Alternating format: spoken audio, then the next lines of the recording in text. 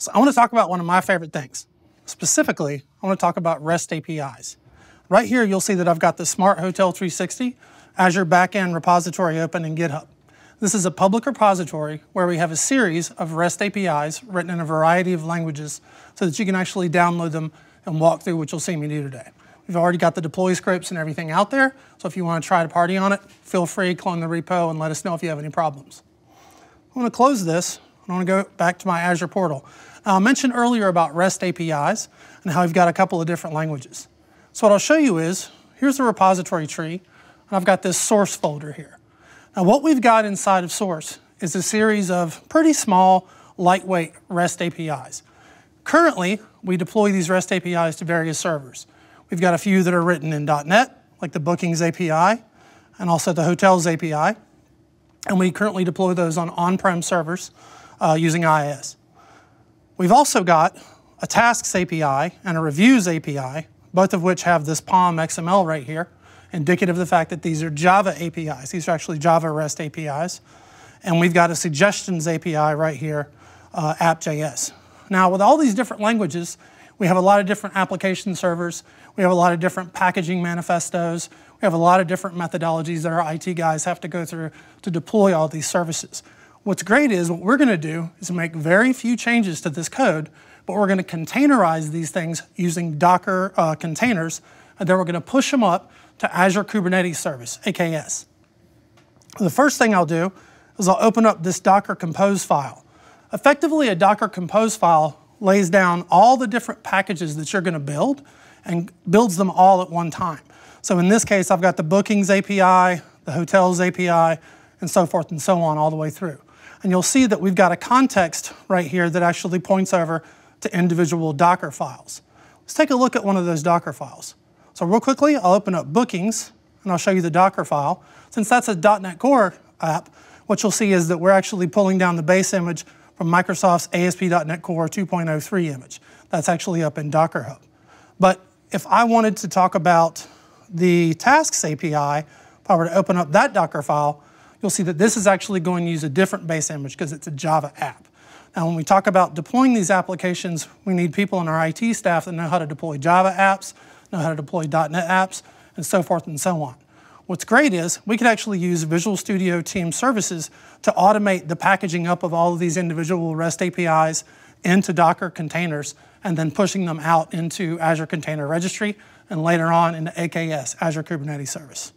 So what I'll do now, I'll show you a little bit about how that works. So we've talked about the Docker Compose file, and I've already got these Docker images running right here on my computer.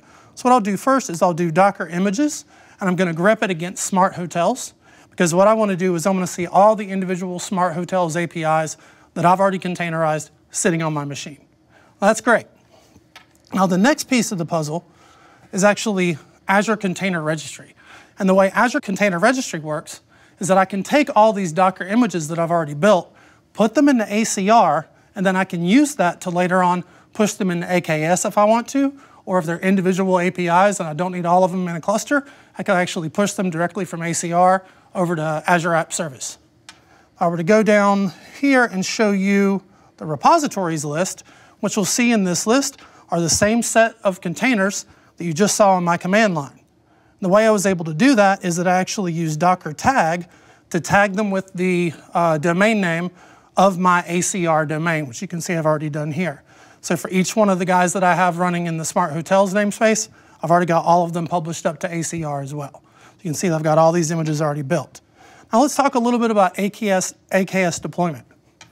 What I'll do here is I'll open up the deploy folder. You'll see that I've got the K8s folder here.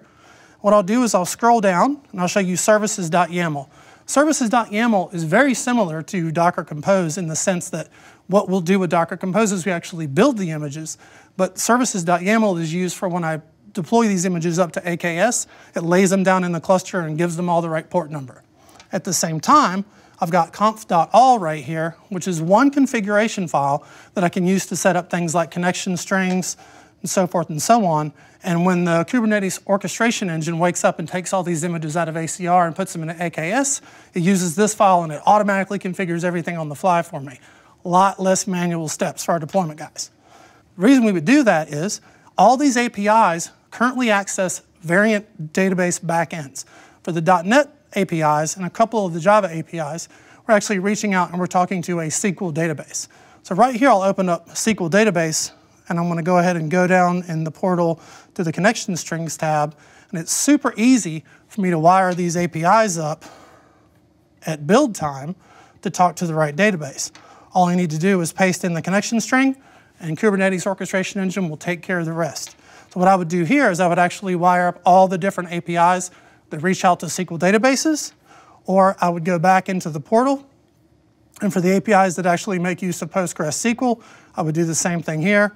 I would go to the connection string tab, copy out their connection string, paste it directly into the AKS config file.